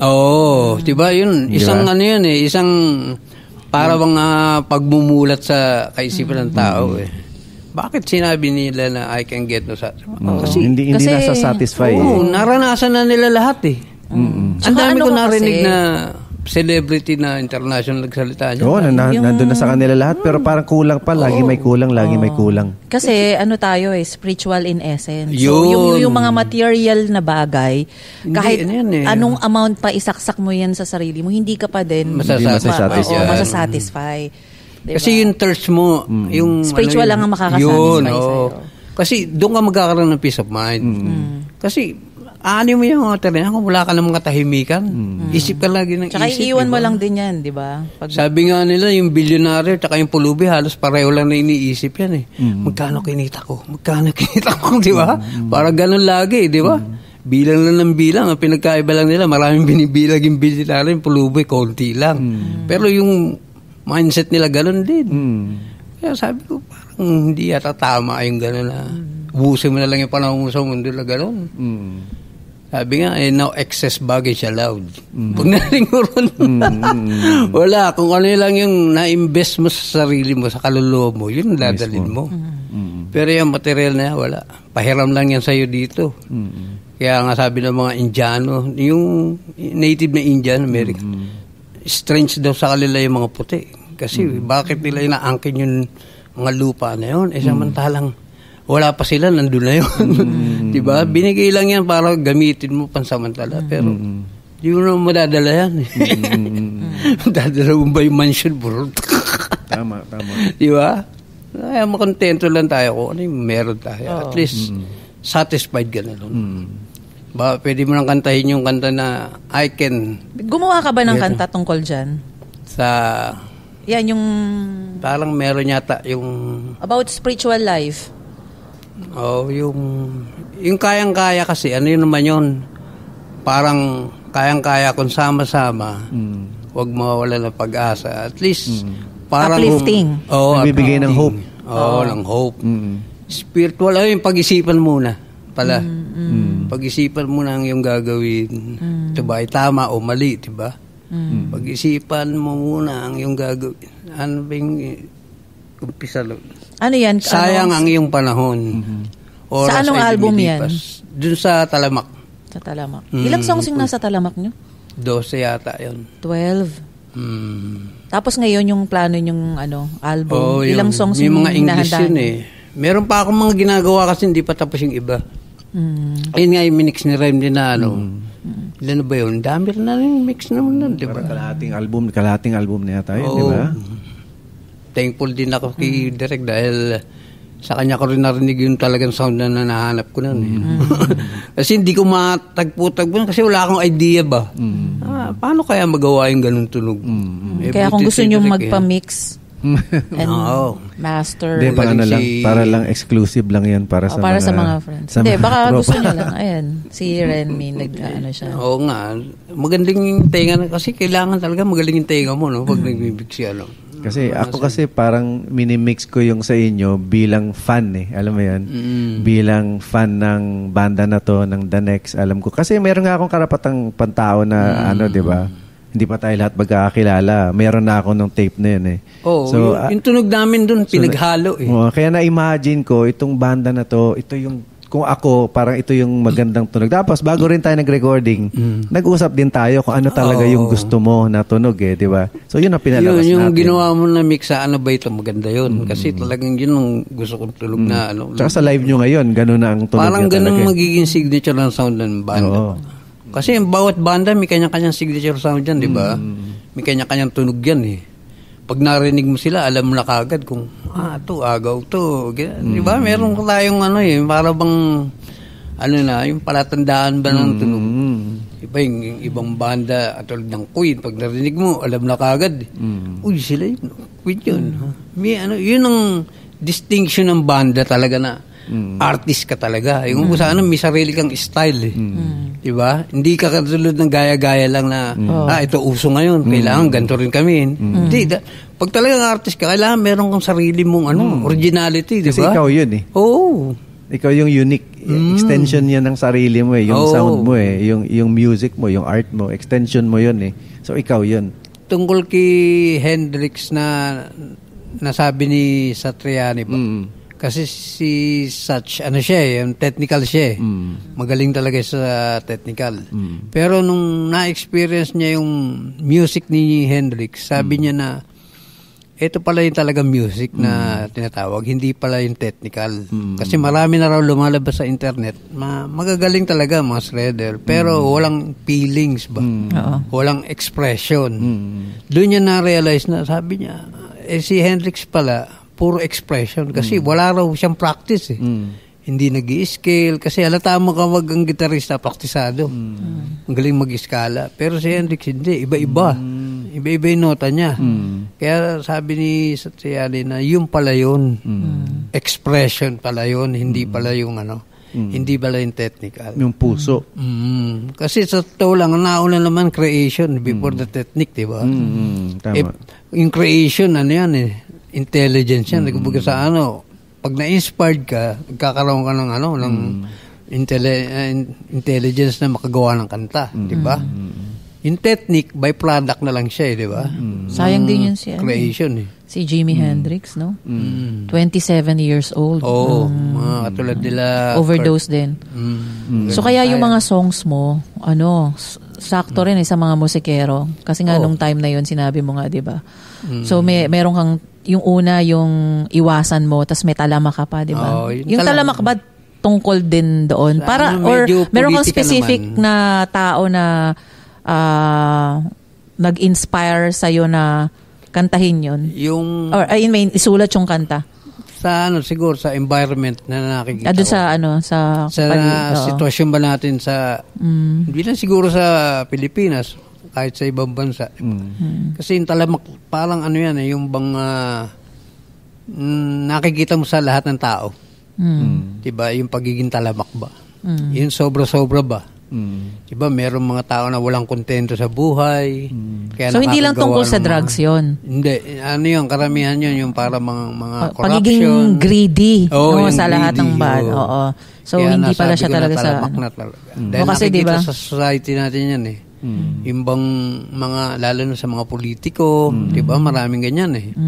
Hilig mangurakot, kay raming bisyo. Madami talaga. Diba? Oo. Kumbaga sa yan ang realidad ng mundo eh. Hindi lang naman siguro sa Pilipinas, kahit sa ibang bansa. Meron talagang ganun mga tao, mga talamak na madaling matukso. Lalo na kapag na-opera na ng ganito, ibebenta na yung nila. Yung kaluluwa nila. Masunod lang yung gusto eh, no? Kaya yun, mga kanta na gano'n, socially oriented ba? Na kung ano yung nangyayari sa buhay ng tao, yun, kaya nagagawa kayo mga ganong kanta. Pero nung panahon ng mga late 80s to early 90s, ano yung song nyo na talagang nagsaslam yung mga tao? Yung Strict ang Parents Ko. Strict ang Parents Ko, yun talaga yung pinaka Tsaka yung Iwasan Mo, yung dalawa na yun. Kasi yun yung pinaka mabibilis no? Kasi yung Strict ang Parents Ko, naging yan eh. Actually, si Patrick may idea niyan. Si Rainer Bach ba? Yung sa Club Dread. Bakit? Siya yung may idea niyan. Club Dread. Kasi nung panahon na yun tumutugtugam sa Club Dread, maraming konyo ron eh. Mga estudyante ba? Na bukang bibigyan. Uwi na ako kasi strict ang parents ko eh. Diba? Galaw. Kaya ginawan mo ng kanta. Oo, kaya sabi niya sa akin, gawa ka ng kanta. Ito title. Si Patrick pala. Yung trivia. Siya yung nagbigay ng idea sa akin. Kaya hi to Patrick. Si Patrick yung dating owner ng Club Dread. Kaya nung ginawa ko nga yun, nilagay ko pa sa Yellow Pad yata. Ang unang kumanta nun, si Papa Dom, si Dominic. Saan niya kinanta? Doon sa Club Dread. Pero the next? The next yun. Talaga? Nag-jam siya? Oo, nag-jam siya. Nagustuhan niya yung kanta na yun. Binigay ko sa kanya yung lyrics ba. Talaga? Kami nagkakumpanya. Sayang walang hindi na-record. Hindi pa kasi uso diba? Nun eh. Oo. Yun ang natandaan ko ron na siya yung unang kumanta nun sa stage ba? Yung unang gawa ko pala yung kanta na yun. Natanong ko yan kasi, di ba, nag-tour na kayo din doon ng Batangas. Yan yung mga malalakas na, yung nung punk era na mga probinsya, malakas yung Pampanga. Batangas, at saka yan, Cavite, Bulacan. Pampanga. Yan yung mga malalakas nun eh. Nung sa Batangas nun, ang dami ring tao. Di ba nakatugtog din kayo nun? Marami hindi ko na matandaan yung iba kasi. Oo, sa Batangas yung pagsuot mo, meron akong shirt na suot nun eh. Hiningi, hinubad ko. Pero sa CR sa CR ako nagubad. Hinubad ko, tapos yung binigay ko. Na-imagine ko eh. Binigay ko sa kanya. Kasi mahirap tumanggi. Rockstar na rockstar. Ewan ko kung... Maraming ganun, di ba? Oo, maraming nanghihingi ng shirt noon. Sa'yo rin, di ba, yung kapanahon natin na si Wendy, mga original punkers to ng Pilipinas. Talagang, ito yung mga lady punk nun. Bukod doon kay yung asawa ni DJ na isa. Nino? Sino ba yan? Si Delilah. Oo, yun. Nauna yun. Yung mga antigo talaga sa mga punks nun. Kasi yung pang-era na yun, dyan nang bulayan sa April Trade. Diba? Yan yung venue nun eh. Yung panahon nila Tommy nun. Tapos, mga punk nun, taga-Pasay, tsaka dito sa kanya, sa Dominga. Sa Palanan ba nakatugtog ka nun? Oo. Yung ginawa namin sa Palanan? Kasama ka nun sa lineup? Philippine Violators yata. Makati, diba? Nakalimutan ko na yung, Makati, oo. Ayun, kasama namin yung kapatid ni Katrino na nag-organize.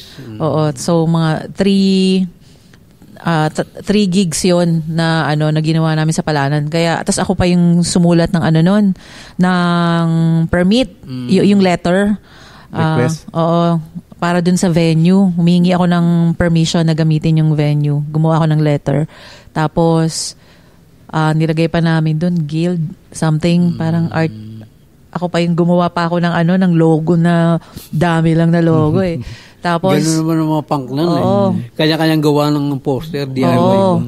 Tapos yung mga poster pa nun, di ba? Pinapa-photocopy lang. Dikit-dikit lang. Dinidikit lang. Sa recto. Oo. Tsaka sa mga poste-poste. Parang yung wala pa kasi sa election. media Oo, nun. parang election. So, Wala ganun pa lang social nun. media nun. Tapos yung gawgaw nga, nakwento ko din, di ba? Niluluto lang yung gawgaw nun. Isang timba. Tapos didikit mo na. Tatakbo ka na. Ganun lang nun. Wala pang mga Facebook nun eh. Wala pa. Oo. Sa recto nun, Sarap madalas nun. ang lagayan ng poster nun. Ano ba yung tindahan ng t-shirt? Nakalimutan ko na yun eh. Kakilala kasi namin yun, kaya doon namin lalagay yung poster namin pag may gig sa Club Dread ba. Ako naman ginagawa DIY ko lang din. yun, Oo. mga poster na yun. Yung yung magazine, yung mga letters doon, igaganon mo lang yung kuha ng mga letters, spell mo lang iba't ibang, Pagdidikit-dikit. tapos papa-photocopy mo, yun na yun. Poster na yun. Ganon kalulubit yung mga DIY lalo, no?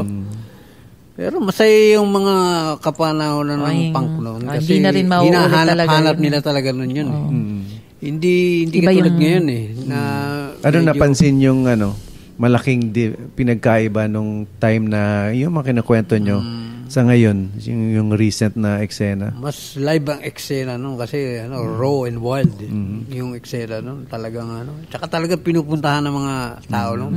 Puno lagi. Tapos, nagsa-start yung tugtugan nun, 3 p.m. or 4 p.m. Pero puno na. Ngayon, Oh. 9 p.m. na, nagdadatingan yung mga tao, 10 p.m. na, di ba? So, Hindi kasi nauso na yung live streaming. yung mga yung mga old school, syempre matatanda na. Oo. 'Di ba? Kailangan umuwi na ng maaga rin, 'di ba? Hindi na kaya ng mga puyatan. Ewan ko bakit ganun ngayon. Sana maulit-ulit yung hapon pa lang, mga 4 p.m. na tugtugan. Yun yung sana Wala na maulit kasi yung parang init niya no? Sa, tsaka dahil lahat sa naka-gear technology. up. Lahat maraming Naka-costume nakamoho. talaga, no? Oo. Kanya-kanyang Tsaka talaga, patayuan ng buhok. pagka may tugtugan, kikilabutan ka kasi doon pa lang sa kanto nung ng venue. naglalakad na dyan. Sa kanto pa lang. Layo pa nun, ha? Madadaanan mo kung nakakotse ka o nasa jeep ka, madadaanan mo mga Parang nakamoho. nag-rally, no? Lalo na sa Pasay. Ang dami sa Pasay. Dami mga Doon kasi kami, doon yung namin, Pasay din siya. Mm. Doon yung lugar namin. Doon kasi doon Isidro Project, nagsimula Pasay yan, din. sa field trade noon. Doon na yung Brave New World. Doon nagsimula yun. Mga early 80s yun, di ba? Naalala ko po, meron pa isa bukod doon sa field trade, meron pa siyang venue rito Malapit din doon sa field trade. Noong una nakita yung The Jerks, tsaka yung mga Earthlings ba na banda noon. May banda ka na nun? Wala pa, nanonood pa lang ako noon. Nag-uumpisa Sino pa yung lang local mag-grow. band na nag-inspire sa'yo na para magbanda? Siguro yung sa punk scene yung The Oo, Jerks sa punk siguro. scene. The Jerks. Kasi sila yung unang nag-tag dito. Sila unang gumawa ng ganun. Isa sila sa mga pioneers. So. Mga pioneer style. Mga style nila talagang punk lang. Pati costume nila, yung attire nila. Ngayon nga lang yata nagbago. Pero yun, yung mga unang salang nila nun, talagang makita mo yung pagka-punk nila nun. Tsaka si Nitri pa yata nagigitara nun. Tapos sa sila Urban, tsaka sila Bandits. Sir Al, yung Dead Ends. Kasi naririnig ko na sila sa radyo nun May natutugtog sila sa RJ. Di ba merong RJ nun? Merong spot na katulad sa ginawa niyo nun.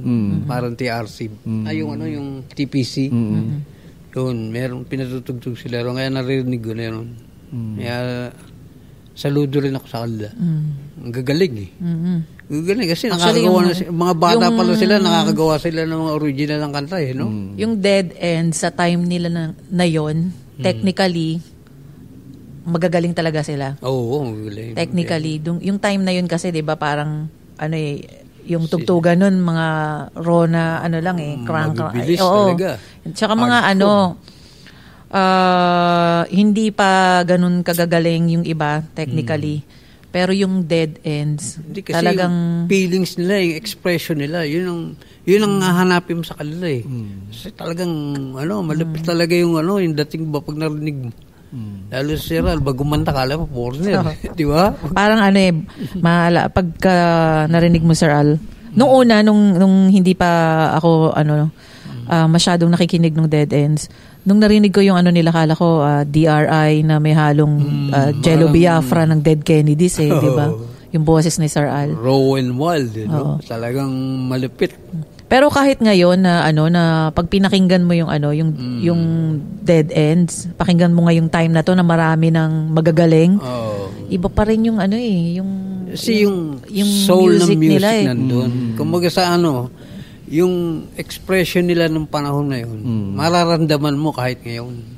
Parang art yan parang painting. Na yung kulay na ginawa nila nun, hanggang ngayon, nagre-reflect pa rin yun. Kaya hindi mo bura yun Yun ang trademark ng mga musikero talaga. Timeless, no? Oo, ng mga orig talaga na mga banda, di ba? Tulad sa inyo, di ba, sa Agaw, pag narinig mo yung habi na talagang tatatak sa'yo, uy!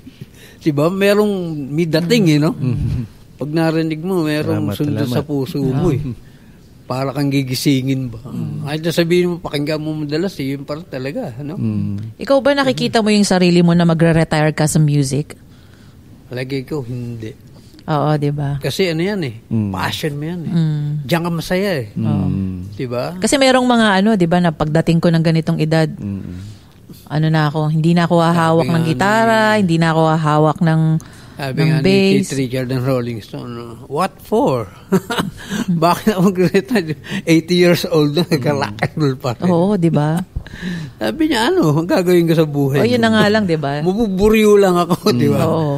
Yun naman talang, passion yan art yan Tsaka way of life yan. Kumbaga sa nasa sa loob mo yan Hindi mo na kayang tanggalin yan. Kung talagang musikero ka, baka naman kasing iba, lang yun sila. Yung hilig-hilig lang. Oo, hilig-hilig lang. So, ang bukod dito sa EP, or I mean sa album, third album na plano nyo, ano yung susunod mong plano? Music video? Maglalabas ba kayo? Siguro. Gawa tayo. Gawa kayo ng music video. Gusto kong gumawa. Kasi ngayon, di ba, yung lineup nyo ngayon, kayo na lang ni Linggit yung original di ba? Tapos may mga new blood sila. Yun yung maganda rin doon, no? Nahaluan kayo ng mga... Kasi mga bagets. Lalo na yung mga... The next. Si John Marin. Batiin mo si John Marin. Si John. Bahista. At si Di Dash. lang magaling na bahista. Magaling na artist din. May exhibit ngayon yun. No? Ngayon ba? Ngayong araw na to? Si Dash. Hindi, ngayong panahon na to. Galing na drummer si Dash. Talagang... Ganda ng nanay nun Bilim ako sa energy. Kilala mo yung nanay nun? Oo. Ganda ng nanay nun. Magaling yun. Bata na yun. Malupit. Malupit yun. Pag tumagal pa siguro yun. Lalong... Ayun, sana gawa kayo ng ng music video. Gawa tayo. Magaling na bata. Kahit isang song muna. Tapos, Sige, pag tuloy-tuloy na yung natin. So yan, naabangan nila yan sa inyo, yung music video at saka yung third album. This year ba i-release niyo yung kasi yung yung previous episode namin, sila Jeff, yung Dead Nails maglalabas sila this year. Tapos kami rin sa Agaw Agimat this year din. Pangilang album na yun sa inyo? Panlima na yun. Yung kayo ba, tingin mo ngayong year na to matatapos niyo yung... Siguro kung magtutuloy-tuloy yung iniisip ko na dagdagan pa ng kanta yung nandun sa ginawa natin. Kasi ilan ba yan? Mga 10? 10 dapat para album. Pag nasa bahay ka ba, mas marami kang time gumawa ng kanta? Ano ba yung unang ginagawa mo simula pagising mo sa umaga? Maglinis. Maglinis ng bahay. Maglaba. Uy, si Vanji, naglalaba yan. Maglaba. Ang bait niyan. Inabutan namin yan ng kukusot. House band. Hindi, pero totoo, naglalaba ka, di ba? Oo, bait yan. Practical lang naman yan. Kumbaga sana, dirty laundry. Oy, proud ka dapat dyan. Oo. Proud ka dyan. Ano yan, So una, pagising mo, naglilinis ka ng bahay. Yan ang daily routine. Tapos, pagtaas mo maglinis, anong oras yan? Mga 8 or 9. Ganyan. Ganong oras ka nagigising? Pagising, siyempre, yung kama mo, ayusin mo muna yan. Diba? Parang kasi energy mo yan Kasama sa energy mo yung bahay mo Kapag magulo ang bahay mo, magulo rin yung energy mo. Diba? Negative ba? Negative yun kaya kailangan planchado rin siya. Kasi tapos, yan pinaka-practice mo Tapos after mong maglinis, ano na yung next na gagawin mo? Afternoon, yan. Diyan ako nag-umpisa tawag dito sa passion ko. Music na. Music and art. So, hanggang tapos tanghali, magluluto ka na. Ikaw ba yung nagluluto minsan, o si pero ngayon, Evelyn? naman yung biyan ko kaya siya nagluluto ron. Pero, ang time ko sa hapon, sa ko na yan, passion ko na yan. Pagdating ng hapon, so, simula before lunch hanggang hapon, puro passion na? Hindi, after lunch. After lunch. Yung pagtapos mo maglinis. Okay. May siesta time. Tapos, kailangan mo ng break ng konti. Sa music, tapos pagdating na ng gabi, ayan, medyo reading books, ganyan, googling. Tuloy pa rin yung pag-aaral, research, ganyan, di ba? Kasi parang dagdagan natin yung nalalaman natin. Ikaw, Randy. Ba't ako? Simula Hindi sabihin, kwento mo lang sa Bumabawi ka. Yung daily routine? Hindi, tayo, gising na umaga. Gising na umaga. Iinit ng kape, maggagawa ng kape. Okay. Para? Tapos maghahanda, for two na yon para sa amin. Maghahanda ng breakfast. Minsan. Minsan ako. Dati madalas kami. Ako. Minsan siya, minsan madalas ako. Okay, game. Tapos magche-check na ako ng mga ng mga messages, ng mga emails, mga ganyan. Mga anong oras? Di gumigising tayo tanghali, di ba? So, mga 11, ganyan. Sige, 11. Na ng mga emails, messages. Tapos magche-check na ako ng bawat page. Kasi ako ang nagmamanage ng page ng Agaw Agimat, The Republicats, Guerrillaware, Musikero, Loud Podcast, ako. So, lahat yan, tine-check ko lahat yan, isa-isa. Tapos lahat yan, ako din gumagawa ng mga content. Ako nagpo-post. Ako lahat. Ako nag-aaral ng mga analytics niyan. Kumbaga, ano yung post na malakas yung engagement. Lahat. Tapos gagawa ako ng mga content. Ako nag-edit ng mga videos ng Agaw Gimat, Republicats. At lahat yun. Hanggang ano oras yun? Hanggang madaling araw. Hanggang 3 a.m. Kaya ako, kapag... Yan lang ginagawa ko buong araw. Kaya pag gumaganyan siya, ganyan sa PC, 11 a.m. hanggang 3 a.m. gaganyan yan. Babe, gagano na yan. Talagang hindi mo pwedeng istorbohin yan. Kasi ang dami nakala nyo madali yun. Mahirap gawin yun. Ubus oras mo dun. Sa Guerrillaware naman, ako nagche-check ng mga mayroong mga inquiry, mayroong bumibili, ganon. Para ka na sa office, no? Yun, sa bahay. Tapos minsan nga, yun, hindi na nakakapag-gym. Pero nung bago kami pumunta ng Japan, sobrang workout. Talagang hataw sa workout yun. Tapos nung nag-Japan na, nagpahinga, kumain, tapos wala na workout. Hindi pa nakabalik ulit, hindi pa nakabuelo Pero kailangan yun yung workout para sa atin, lalo na sa edad natin. Oo, syempre. Kailangan na natin ngayon. Physically fit kailangan. Yes, healthy lifestyle, kailangan na natin ngayon. Ngayon yung panahon para kailangan yun. Talagang yan, normal na sa atin na mag-exercise. Kasi sabi nga nila, di ba, pagdating mo ng ng ganyang age, hindi ganitong age, ganyang age. Pagdating. Pero, kala ko magkaibigan kayo. Tapos nilalaglag mo. Muntik na nga sabi ko ganito. Biglang naggumanon yung araw biglang gumanon Sabi ko, ganito. Ganyang age. Biglang kinambyo. Oo, parang ayoko muna tanggapin Mga ganyang age, diba? Kailangan. Okay lang naman yan.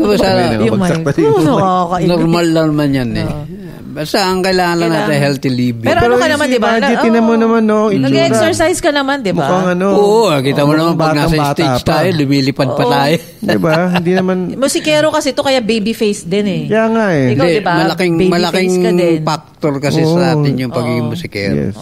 nakakatulong yun sa health natin. Actually, si Vanji, yung age niya, hindi yun yung Hindi nga ganyan itsura yung niya. itsura Pati eh. yung build niya eh. Hindi siya mukhang... Ilan na ba siya? Mga 17? Pero mukhang 40s. Di ba? Hulaan ko. Grabe, di ba? Wag na natin hulaan. Kasi sabi nga, ageless naman tayo eh. Ang totoo kasi, we are ageless because we are... yung body lang yung tumatanda. It's all in the mind. Kasi yung sa loob natin, wala namang ano yan. Spirit soul kasi tayo. Hindi naman tayo yung body. Pero, ang swerte mo na din, na yung sa age mo, yung body mo, maano siya. Ibig sabihin, naalagaan mo, di ba? Kahit na maintain naman yan, basta aware ka lang doon sa mga diet mo, tsaka yung physical activity mo. Kailangan talagang active stress, ka. Yung stress, number 1 talaga yung stress. Stress, the best talaga dyan. Matuto kang mag-meditate. Kasi yun lang ang pinaka-solution dyan. Sabi nga, nagtrabaho ka, hindi para ma-stress. Diba? Magtrabaho para para mawala yung stress. Para mawala yung stress. Kaya lang, kung yung trabaho mo yung stress sa buhay mo. Ayun, mag-isip-isip ka na. Oo. Kaya nga sa atin, maganda dahil bilang musikero, nakakaroon tayo ng diversion natin sa isip natin, di ba? Ano yung mapapayo mo dun sa mga bagong mga yung kasi ano ka pa 80s ka pa na tumutugtog di ba? Oo.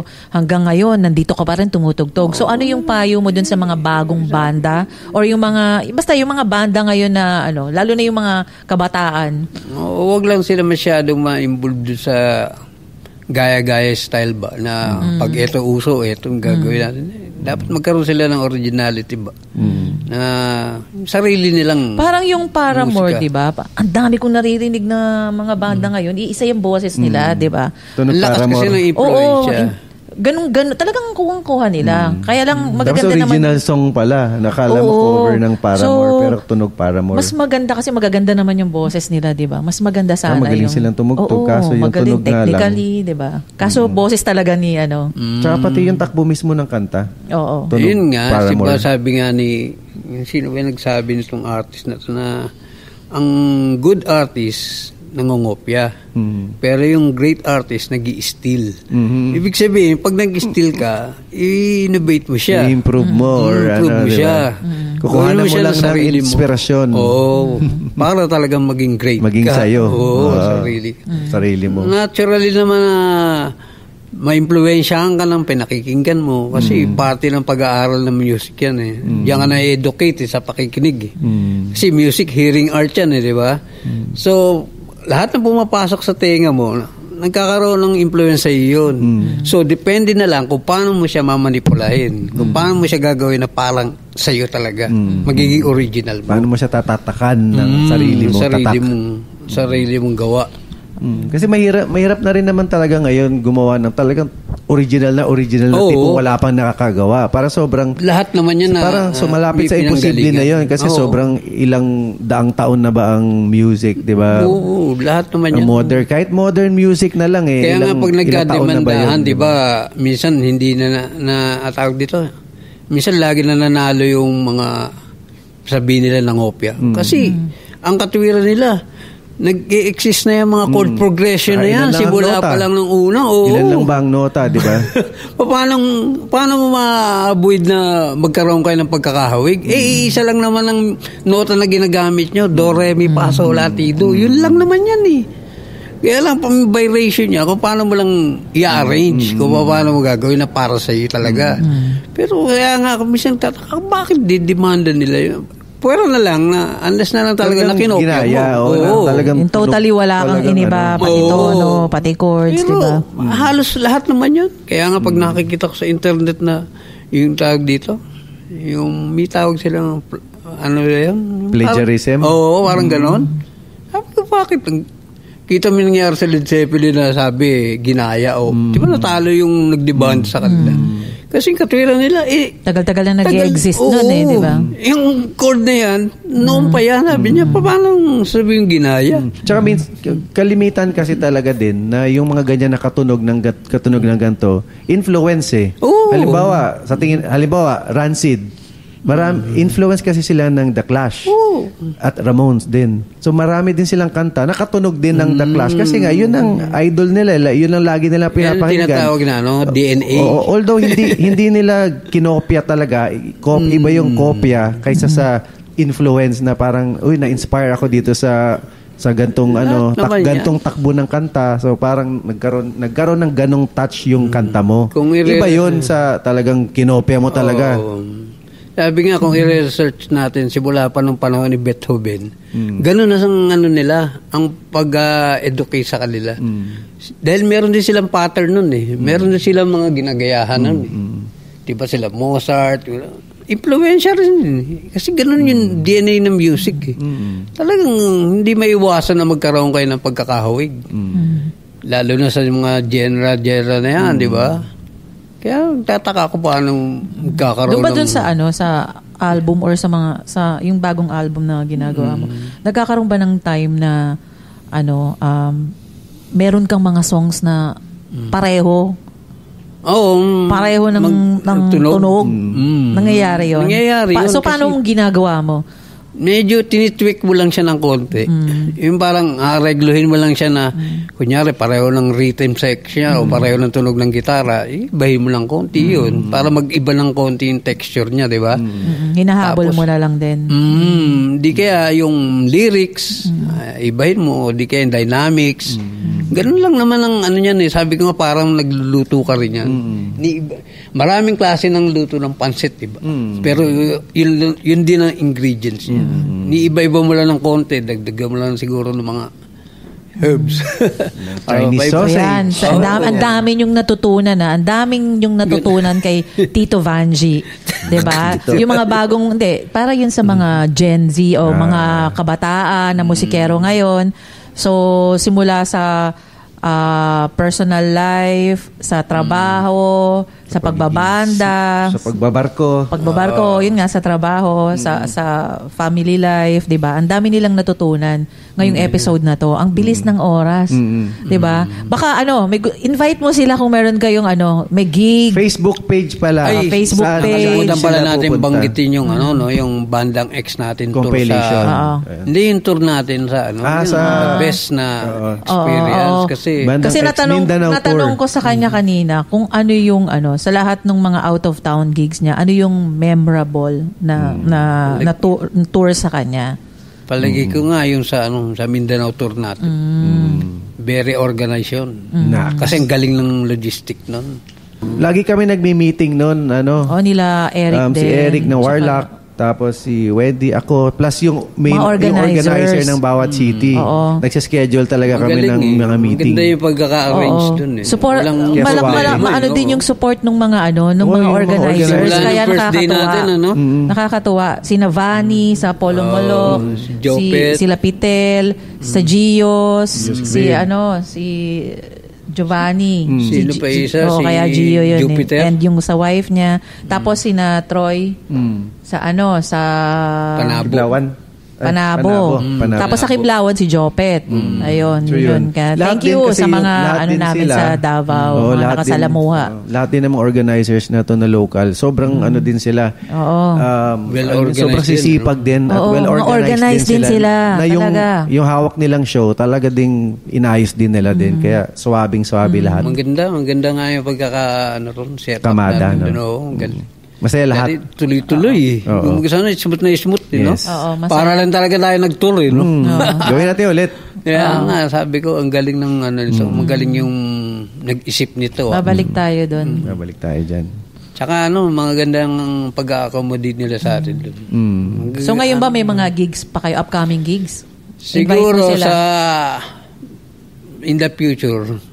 Depende. Sa ngayon, wala pang schedule. Depende yun sa promoter namin. Ikaw din pala yun. Alam ko doon sa Facebook ninyo, kailangan nilang i-type at the next 143. Oo nga. Meron yung may ganun palang link yun. Meron. Kasi minsan pag hinanap po yung the next, hindi lumalabas. Okay, maraming ibang lumalabas. Pero pag tinype nila at the next 143, yun kayo yun. Siguro si Meta naglagay nun. Hindi, kayo. Sinong humahawak ng page nyo? admin. Oo, sino admin? Ako ba yun? Ikaw. Yun yung nilagay niyong pangalan at the next 143. I love you. Yun pala yun. Kaya pala hindi nila matagpuan pala minsan. Oo. Dapat may Hindi siya the next PH, hindi. Oh. At the next 143. Yung PH doon pala sa YouTube. Okay, Kasi siguro. merong mga the next sa ibang bansa. Yung mga songs nyo ba nasa Spotify na? Wala pa yata. Wala pa. Yun, oo. So, Maganda yan, ilabas niyo sa Spotify pag album na rin. Oo nga. So yun, abangan nyo yung third album ng The Next. Second. Yung puro kwento, Ay, second yun album pala. ang pinaka-latest namin sa Bandang X. Yung compilation na yun. Ayun. Oo. Baka may gusto kang i-shout out o Oo. batiin. Yung mga taga Davao, yung Okay. mga fans natin doon, bilib ako sa kanila kasi natandaan pa nila yung banda. No? Oo. Pati yung mga songs nyo, di ba? Oo. Alam pa rin nila, Sabihin, kinakanta ano pa rin pala nila. sila, updated sila, no? Kung ano nangyayari sa Manila, ano? Family mo? Siguro yung one and only. One and only. Kakamera siya yun eh. Ayaw niya sa, sabi ko. May nanalo na. Tsaka yung, yung Lidiamar Shipping Company. Yan, isa sa naging bahay ko ng 30 years din yan eh. Pagbabarko ko. Meron yan Lidiamar sa Greece, pero dito sa Manila. The Ma'am Joke. Hi. Alright. Balik na ako sa dati kong bisyo. Yung pagiging musikero, hindi na kusinero. Napakagandang vision yan, di ba? Oo, kasi ito yung nagiging outlet ko nun. Pag yung boboredom na ako sa barko nun. Yung music ang nakatulong sa akin nun. Kaya ako hindi Na-survive, masyadong... kaya nakasurvive. Oo. 30 Malaking 30 bagay. years. Oo. Malaking bagay yung pagiging musikero. Talagang siya, yung para bang healing ba? Parang Therapy. parang therapy. Kaya nga hindi dapat mawala sa buhay ng musikero yan. Mismo. Pag inalis mo yan, wala kang gagawin buhay. mo? No life, no music, no life. Sabi nga, di ba? Alright. Isa yan sa ingredients ng tao para mabuhay ng masaya sa mundo. Mismo. Music.